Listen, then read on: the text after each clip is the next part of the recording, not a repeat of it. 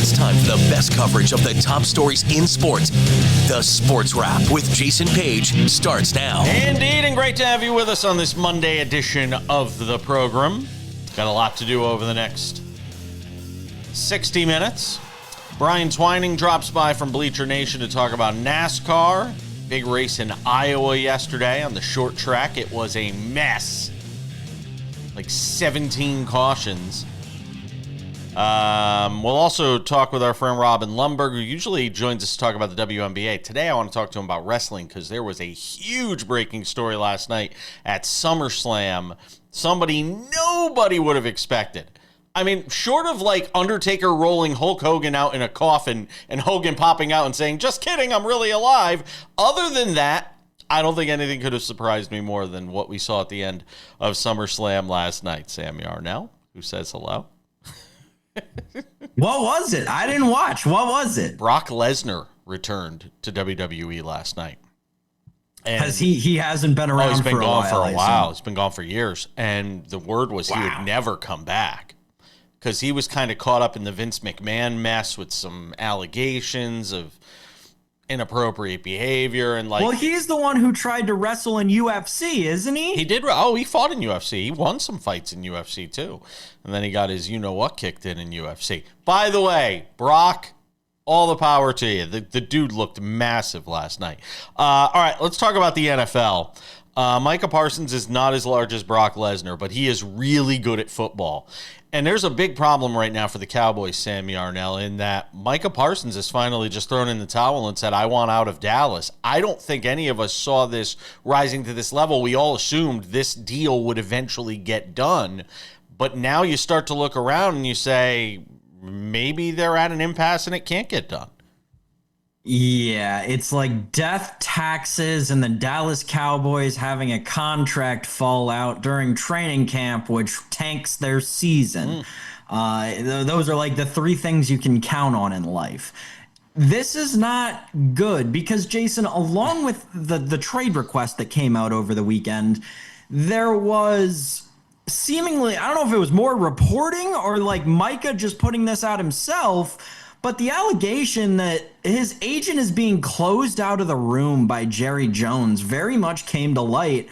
And that's not good for a multitude of reasons. We'll talk about the whole NFLPA thing that came out late Sunday night, later on this week. Yeah. But the NFL and Jerry Jones have to be very thankful that the NFLPA is in shambles right now, because if they weren't, I'd have to think that they'd be looking at this whole situation saying, wait a second, you're keeping representation out of these discussions with regard to a labor contract? That doesn't make a whole lot of sense to any of us in terms of fair negotiations and what the collective bargaining agreement allows for. So it seems like very murky waters that Jerry Jones has treaded his way into because his mouth seemingly never shuts. And Jason, I don't know how this ends at this point. I suspect, though, and I will say this about Jerry Jones keeping owners out. There's a lot of things you can criticize Jerry Jones for. I will suspect that most teams try to keep owners out of the loop.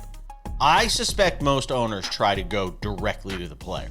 And I say this now having, one, had an agent in my own life, and know what they do and know their value, and sort of playing the bad guy in a lot of these things, and now being on a media ownership side and having to deal with agents, I'm starting to understand why an owner or a boss tries to keep the agent out of the room and deal one-on-one. I'm not saying it's right, I'm not saying it's legal or ethical or any of that stuff. I'm just saying I know why it happens.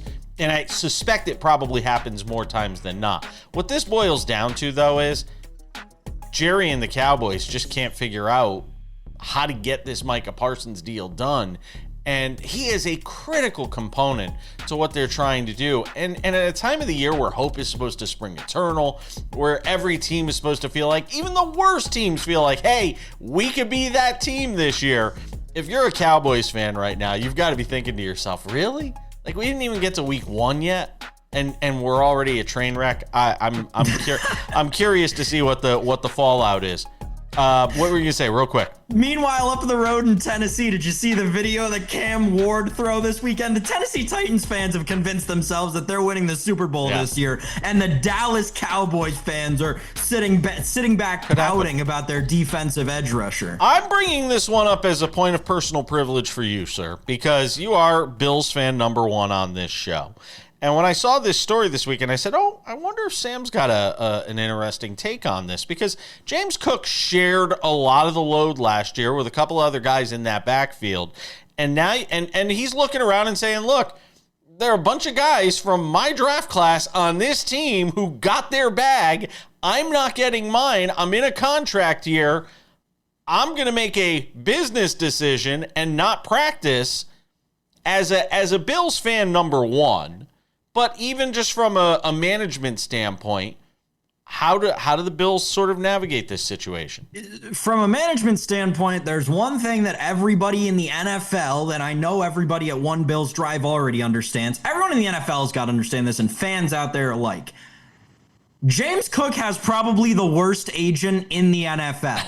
James Cook's agent has gone through other contract disputes like this. They never end well for the player. People have questioned why James Cook keeps this guy around. James Cook's agent is once again making a fool of himself via his players' actions. Because, like you said, Jason, James Cook's holdout began on Saturday. James Cook had practiced at training camp in pads and then all of a sudden decides that he's going to hold out. It makes absolutely no sense. From an agent standpoint, this is a perplexing move, especially when you're trying to use it as a ploy to get more money. All it's going to do is get James Cook traded to a worse team, especially when you look at the seasons, like Jason mentioned, that Ray Davis and Ty Johnson put up last year in James Cook's wake, you could say, as he went on to be arguably a top 10 back in the league. I think that there are a lot of components to this, right? Buffalo's got a great offensive line. Josh Allen provides a ton to that running game that makes defenses have to worry about twice as much as any other offense in the NFL, maybe barring the Baltimore Ravens. To me, this is a career mistake that James Cook is making. Take whatever money they'll give you, maybe fight for a couple more guarantees, but holding out a practice in Buffalo of all places, not a great career decision. I wonder if he tweaked something during those workouts where he had pads on and it gave him pause. And we'll never know. Maybe we will. I wonder if he just tweaked something and was just like, whoa. If I get hurt, I mean, I'm screwed. I just wonder if something like that might have happened. That was the thought that crossed my mind. All right, there is more to do on the show. Baseball went to Bristol, and boy, was it a mess. The Speedway Classic. We'll talk about it next.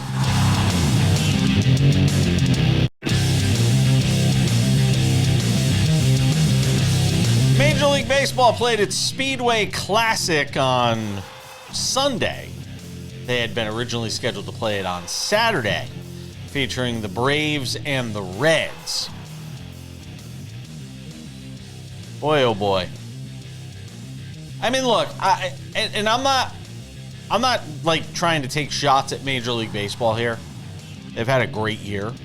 And a lot of these special one-offs they do, whether it's a game in London or the game at Rickwood Field or the game, the Field of Dreams game or the Little League Classic, they generally do a very good job putting on these sorts of events, Sam Yarnell. But this time, they really screwed it up.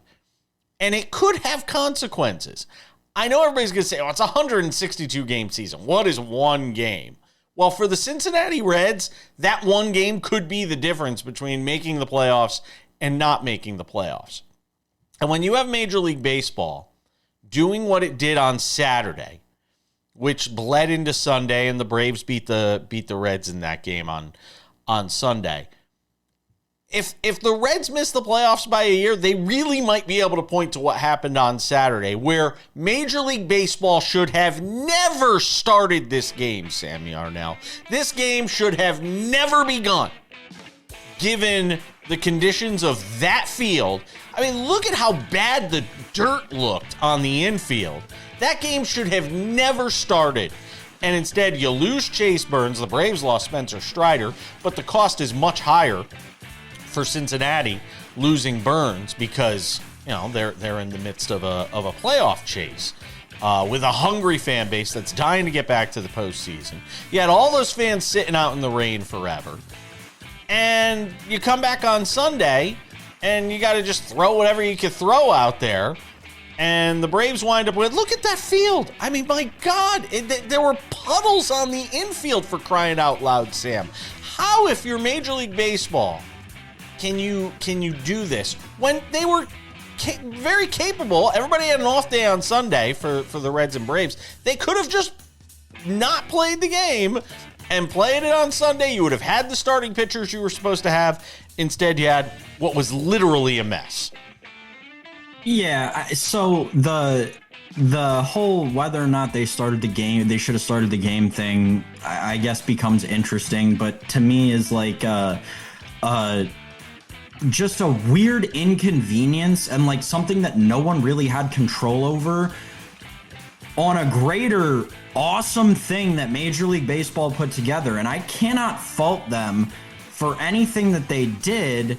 And here's why. Because we consistently talk about the problem with Major League Baseball being they don't change and they're so bad at marketing their stars and they don't progress with the times. And, I'll take you back to you mentioned the Field of Dreams game. Let's remember the original Field of Dreams game where it was only people from Iowa that could get a ticket to the game and still managed to upset a ton of Iowan baseball fans.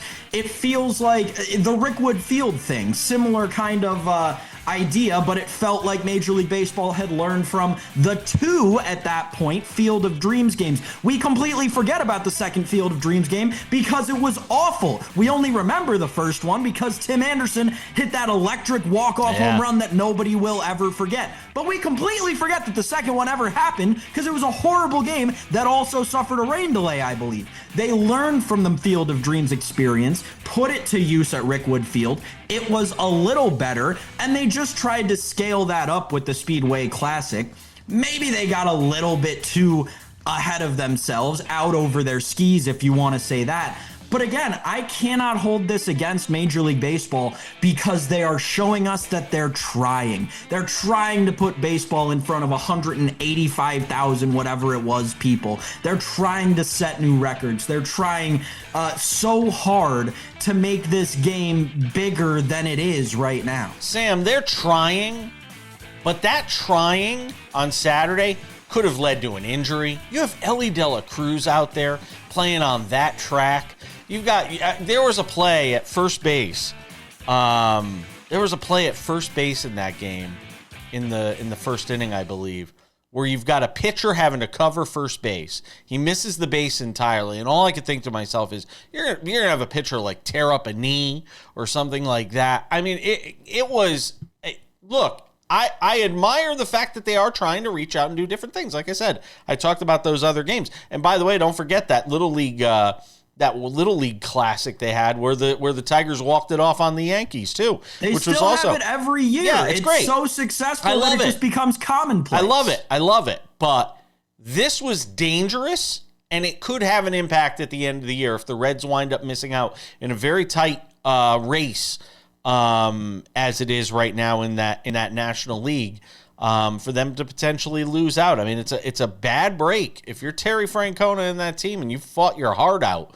And that's not also, for all the talk about manager of the year and all this stuff, Terry Francona walks into Cincinnati and he's got that team potentially in the mix to make the playoffs. For all the talk about different guys and what they've done, and as much as we want to crush Aaron Boone, which is easy, that's like clubbing baby seals. What Terry Francona's done in Cincinnati should not be overlooked this year, Sam. Yeah, the NL Central's been way more competitive. I mean, from day one, the NL Central's been more competitive than I think any of us thought it to be. I will say there are people out there in the betting community who thought they were super sharp betting the Cincinnati Reds to win the World Series back in April. Look how that turned out. To me, the Reds, and this may be a ballpark issue, it may be an ownership issue, the Reds very clearly have a ceiling year in and year out. Now, whether or not they reach that ceiling is a different story, but I don't ever feel like this team will be able to compete with the Padres of the world, the Phillies of the NL, the Dodgers of the NL, right? Their ceiling to me is like fourth or fifth best team in the National League at best. 120-1, by the way, right now on the Reds to win the World Series. Not a bad little flyer to take. Oh, come on. What's your old saying? Just give me the money, I'll kick you, and then we'll call it even. Yeah, kick you in the nuts, and we'll call it a day. Yeah. Phillies, by the way, second best odds now to win the World Series, by the way, at plus 850 for those that are keeping track at home. That Yankee number continues to drop. I wonder why. We're going to get to them coming up in a couple of minutes. If it isn't time, look, I keep saying what my one wish for the Yankees is this year, and it's not to win a World Series. Because that we all know realistically that's not going to happen with this team. I have one wish for the Yankees. I will continue to say it. After a lost weekend in Miami. Who says lost weekend in Miami?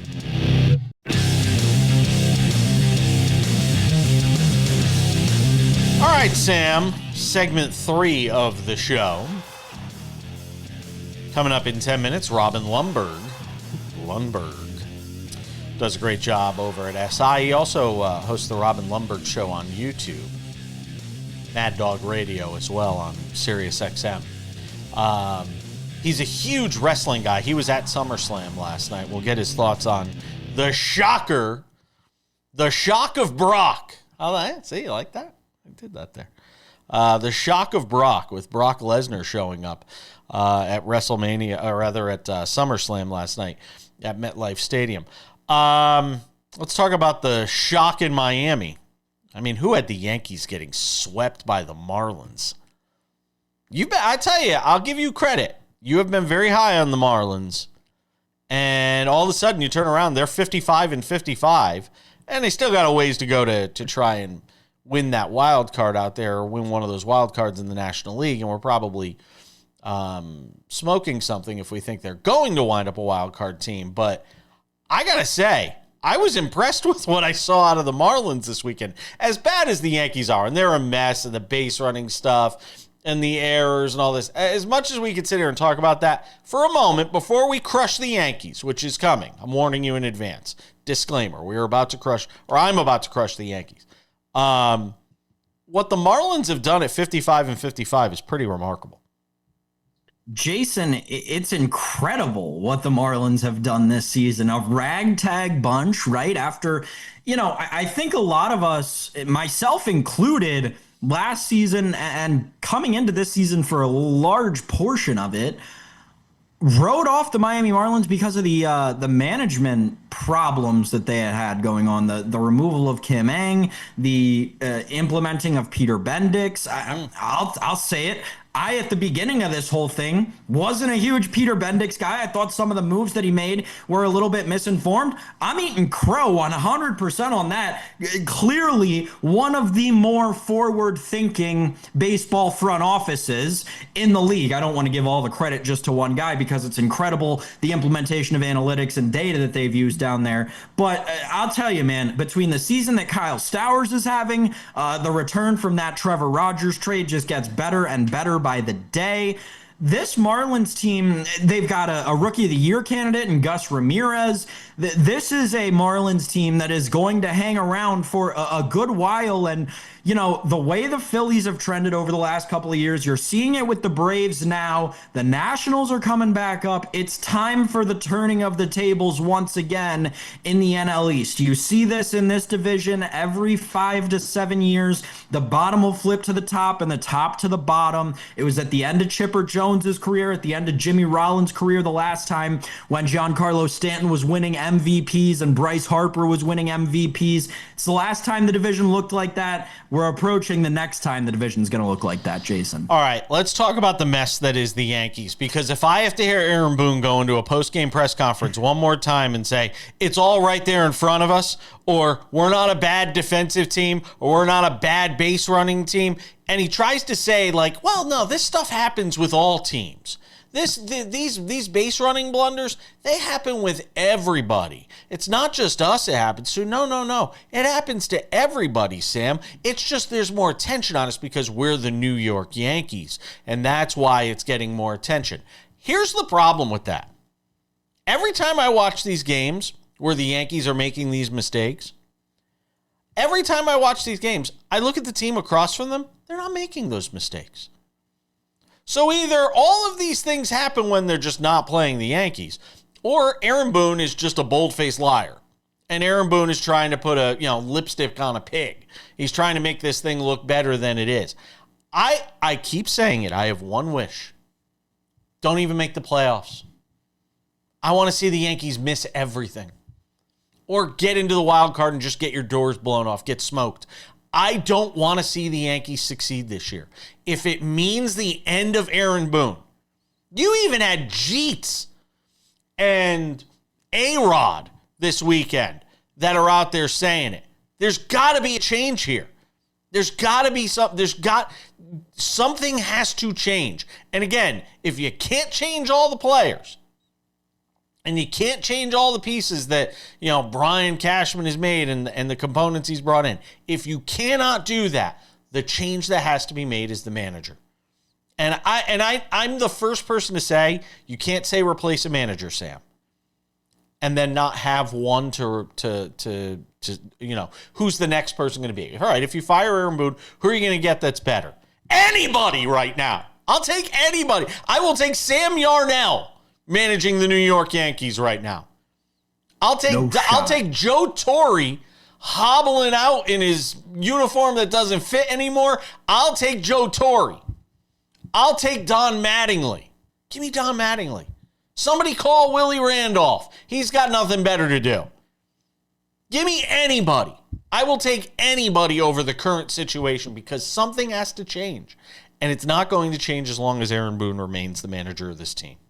Yeah, but I got news, Jason. It's nothing a manager can do with this team. And Aaron Boone, you were so close to having it right. You were like this close to being correct in your statement when he was saying, oh, we're just under a magnifying glass because it's New York and everyone wants to point out the bad things that we do because it's New York. No, Aaron, that's not how that works. That's not how that works. And you should know this because your entire baseball career is built off of one moment that just so happened to happen in New York and made you be able to build your entire career off of it. If that moment happened in San Francisco, there's no chance that you could have built an entire career off of one moment. The reason that playing in New York is a good thing for baseball players is that it's because the great things are put under a magnifying glass, and generally the bad things are overlooked strongly, unless they're so egregiously bad that it's the only thing that you can talk about with the team, which just so happens to be the point that we're at with the Yankees right now, which brings me to the real problem with the Yankees, and it's one that you're not going to be able to shed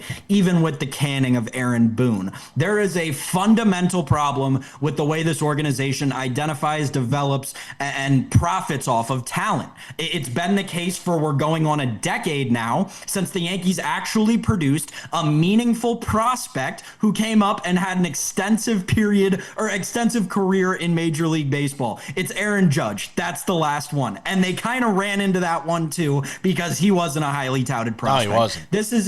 This is an organization that has failed their fan base in terms of developing talent, and we're finally at the point where they have to reap the disadvantages of it. Luis Heel might wind up being a good prospect. We'll have to see. But your point is well taken. Your point is very well taken. Maybe Cam Schlittler pans out. We'll have to see. He actually pitched pretty well. You said his name right. We're coming back.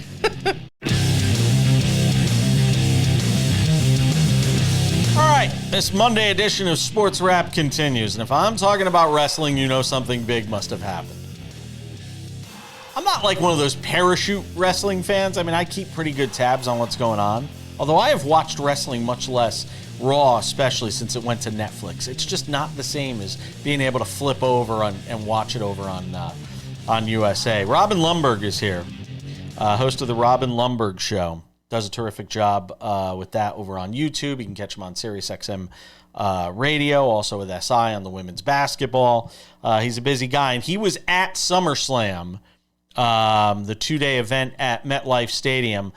And look, let's start with the obvious, and that's Brock Lesnar's shocking appearance at the end of the event last night. As somebody who was in the stadium, try and describe what the moment was like, the pop, if you will, when Lesnar's music hits with John Cena in the ring. Yeah, it was epic. I mean, there's, an energy that only a live professional wrestling, really a live WWE event can bring. The kind of thing that you wish you could bottle and take it home with you and take a drink of it at any time. And that Brock Lesnar moment was that, right? I mean, you had it the night before with Seth Rollins' Money in the Bank cash in, which genuinely caught me off guard because I thought guy was hurt. Like they worked me and I, talk about this for part of my living, right? And I talk about sports. It looked like a legitimate sports injury. But the other one, I remember my oldest son, Raj, he predicted a massive return. And I was like, all right, so what would that be, bud? And he was thinking, I was like, to me, and this is me talking now, I said the only name I can think of that would qualify is Brock Lesnar, right? Because you could, if The Rock had showed up, I don't know if that's a return per se, because he was just involved in somebody who had been gone for a while that would catch people off guard was Brock Lesnar. Now, of course, there's the other factors around the Brock Lesnar situation, which I'm sure will get discussed, particularly online, but in the stadium, live in person, the paying customer, everybody went absolutely ballistic when that music hit. I'm trying to figure out, though, with all the stuff that did take place with Brock and the controversy surrounding him because he was kind of linked in this whole Vince McMahon mess that that went down, and we saw them basically put him out to pasture. And this is Mr. WWF, WWE Vince McMahon. What does it say that they are allowing Brock Lesnar back into the mix? Is it what Cena wanted? Because I heard, Triple H talk about it in the post show that, hey, whatever John Cena wants for this final run. Is it as simple as that? I think, there's probably numerous factors at play. Yes, John Cena wanting Brock Lesnar is a big deal because John Cena is a big deal. Secondly, Brock Lesnar is a big deal, as you can see by the crowd reaction. That cannot be ignored, right? Like, you just can't just go like, that didn't happen. That happened. I'm assuming the TKO lawyers have looked at everything regarding this situation because they were quick to push the Vince out the door. They have so many different sponsors. I mean, Slim Jim's right on the table every time it gets broken through. And then I do think there is a broader aspect of who the president of the United States is right now, who is, friendly with Triple H, not to mention the sentiment of culture changing slightly in a little bit where there's like a pushback against quote unquote woke or whatever. Now, all of that, every situation, before I get flamed or anything, every situation needs to be judged on its own merits, and people should be responsible for their actions, and people are entitled to feel how they feel about everything. But I'm just talking from like a broad standpoint on what may be deemed not necessarily acceptable, but what people may be less afraid of. Yeah, I think that's a very fair point. Say this. Given the circumstances, given where he is at 48 years old, the event, the moment, that was one of the best matches of John Cena's life last night. Oh, yeah. I have to go back and watch it, but I would say it may be the best match of his career. That's what I said. I mean, he pulled out more stops than I've seen him do, more spots that were more creative, that involved more athleticism, more modern sort of wrestling. Because as great as John Cena is, I don't think anybody pointed to his in-ring work as necessarily the strength of his career. I mean, it wasn't a negative. It didn't bring him down, but it wasn't the first thing you think of. And I thought he pulled a lot of tricks out of the bag, and you could see him having fun. You could see him also realizing the magnitude of the moment, because he acknowledged some of the "this is awesome" chants that were like audible enough for it to cut through into the ring. And I think John Cena soaked that up. He went, "Oh yeah, we're doing the damn thing," and he continued to do the damn thing. Last one real quick with Seth Rollins and what he did on Saturday night, taking the title away from CM Punk after Punk wins it just moments earlier against Gunther. Where does this lead in that storyline to you? I mean, it's tough to predict. That was unpredictable. I mean, I think they're going to run back Punk and Seth now, obviously, right? And then they have to get to Roman Seth at some point, because that's the one thing I'm curious about, is what's next for Roman Reigns. You know, he was the champ for 4 years, and then he opened the show, which it was great. And him and Jey Uso, and that you could argue that was the best match of night one. But you know, Roman Reigns is such a big deal. How does he factor into that dynamic? You know, he has the history with Seth. So I'm seeing some sort of triangle, you know, that continues from WrestleMania, where Paul Heyman turned on Punk and Roman, and Seth with the championship has to deal with Punk and Roman. Yeah, Roman flying over the top rope, that running, flying maneuver he did, jumping onto the guys, the bronze outside the ring. That was pretty amazing stuff. Robin Lundberg, catch him over on YouTube, The Robin Lundberg Show, also with the stuff on SI with the women's basketball. I'm sure we'll have you back on to talk about that soon as well. Robin, I always appreciate it. Thank you, my friend. You got it. We're coming back with more sports wrap on this Monday, including my guy, Brian Twining. We've got a NASCAR race to talk about in Iowa. William Byron, your winner in what was a mess. We'll get to it next.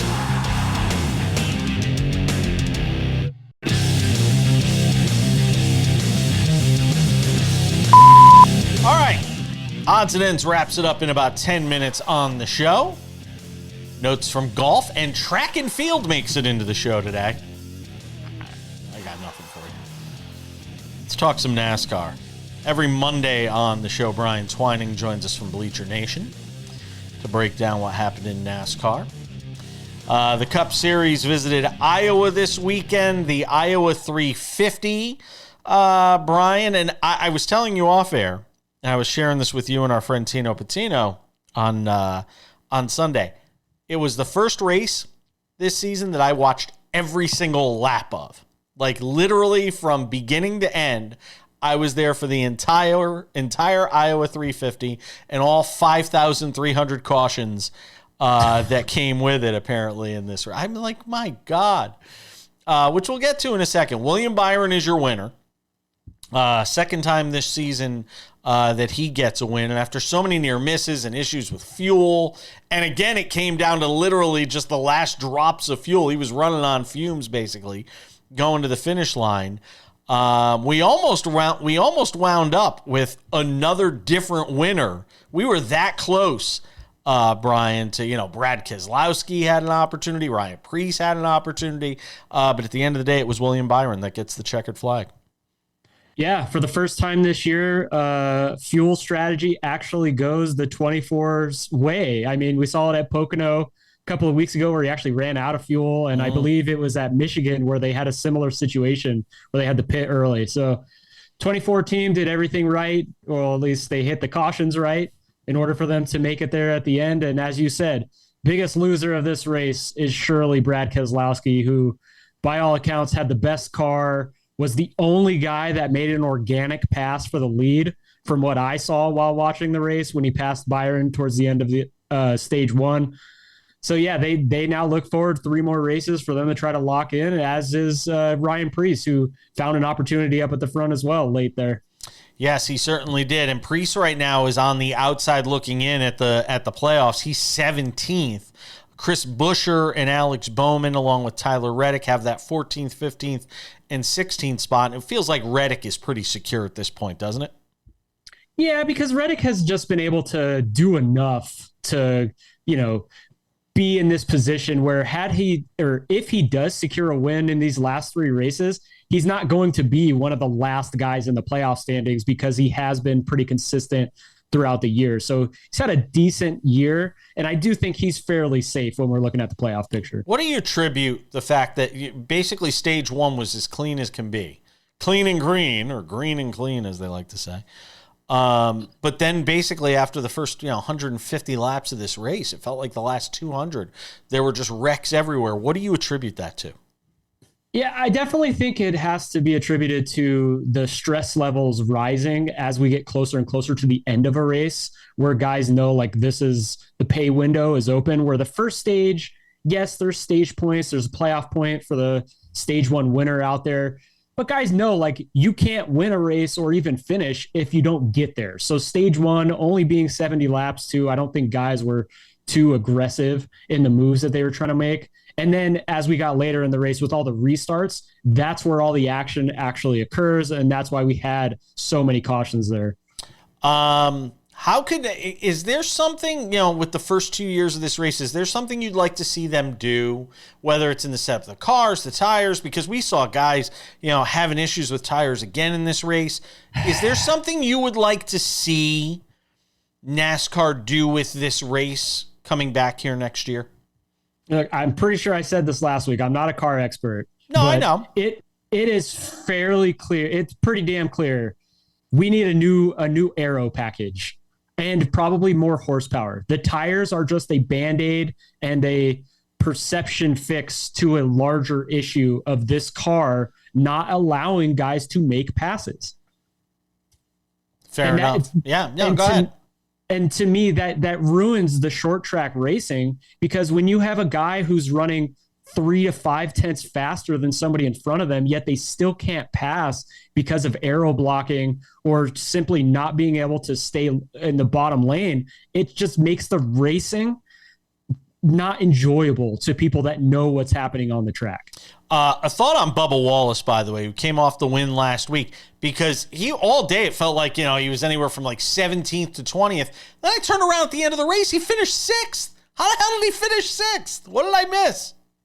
All credit to that team, and also the relaxation that he felt going into the race. And he said it in his post-race presser that this was the first time he was able to just have fun and go out there and ride freely. And they let the race come to them. And with being one of the last guys to pit on that last caution, he had fresh tires, full tank of gas. He didn't have to save anything. He was able to go full throttle, and tires did matter to a degree when they were 40 or 50 laps fresher than the rest of the field, which is how he was able to make his way up to the front here. Where did Carson Hocevar finish yesterday? Because I saw his name all he day. Was ninth. Yeah, all right. I thought it was a top 10. Or eighth. Because he was kind of all over the place and bumping up against people, and he was sort of everywhere. I wonder if Carson Hocevar could steal a win here in the last few weeks.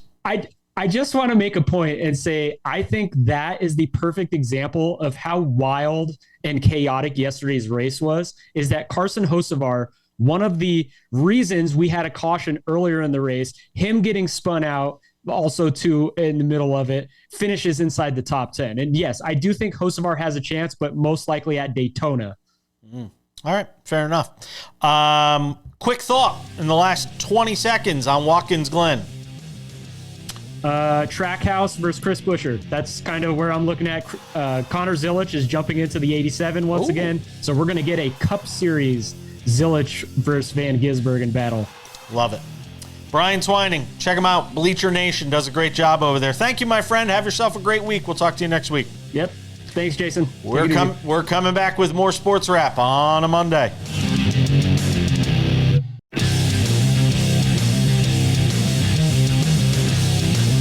All right, just about time to put the wraps on this baby for a Monday. Tomorrow on the show, I'm going to actually do a two-shot here, just so I can see Sam's reaction when I say this.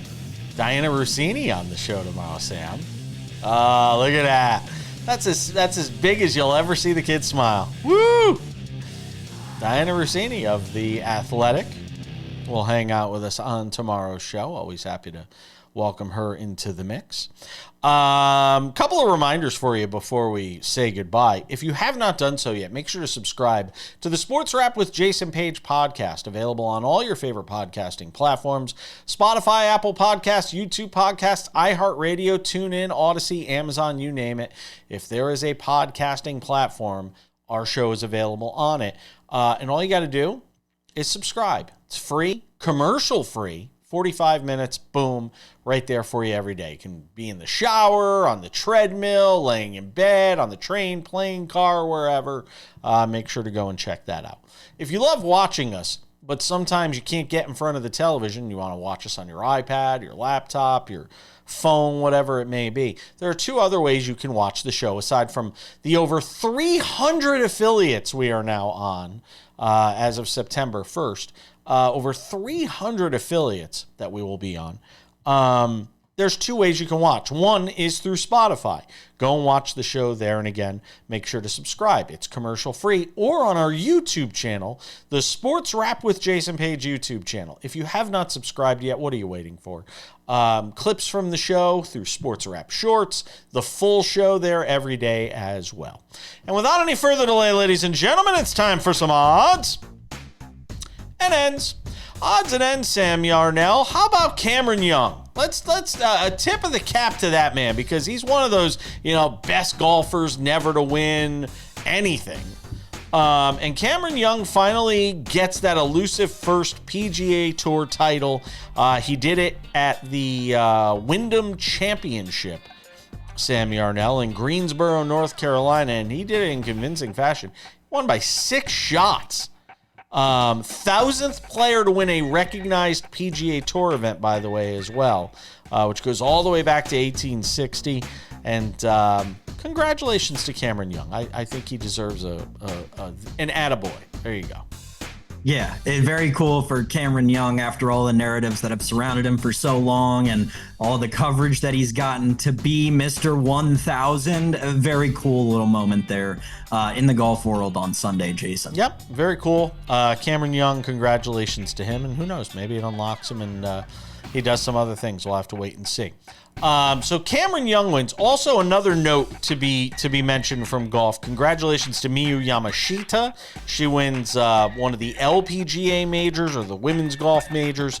She holds off Charlie Hull to capture the Women's Open Championship. It's her first major victory as well. Odds and ends, Sam Yarnell. What the hell? It almost makes me want to watch track.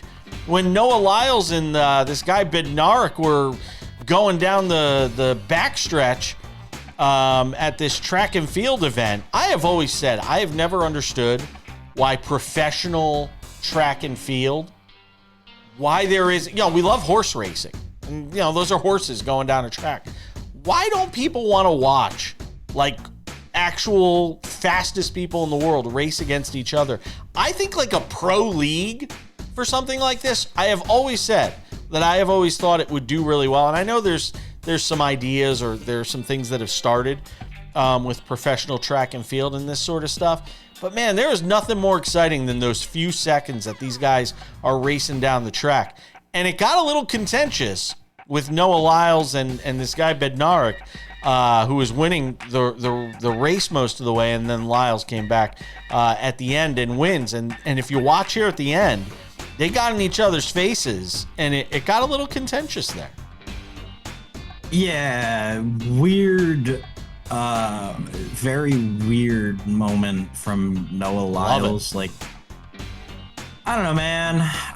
It feels like every time we talk about this guy, it's something else, something just besides him running track. I'll answer your question quite frankly, though. The real reason that we don't sit around for 20 minutes to watch a 45-second race all the time is because every Sunday I turn on my TV and they're gladiators in full armor doing exactly that, but then hitting each other. And I'll take that 7 days a week over a couple of guys running around some clay. What are you talking about? What are you referring to? Football, my gosh. That? Give me a cornerback chasing down a linebacker 10 times out of 10 over that. But yeah, Noah Lyles again, like it feels like that's a great moment to build up your sport rather than to create another enemy. Just weird motion out of that guy, continuous lack of aura. Kenny Bednarik and Noah Lyles. We'll see if those two continue to sort of go toe to toe. I might be a Kenny B guy now. I might have to be a Kenny B guy. That's it? Okay, simple as that. Also deserves mentioning is the NFLPA, and we'll get into this a little bit more tomorrow, but the NFLPA has elected David White as its interim executive director, Sam Yarnell, 17 days after Lloyd Howell was sort of unceremoniously dismissed or left on his own. Real quick. Don't have a lot of time, but there's going to be some interesting reporting about this guy. Yes. Watch Pablo Torre. I'd say watch this space, but watch Pablo Torre. He'll have plenty of it covered. We got to go. Thank you to all of our guests. Thanks to you, Sam Yarnell. Diana Rossini on the show tomorrow. We'll see you then.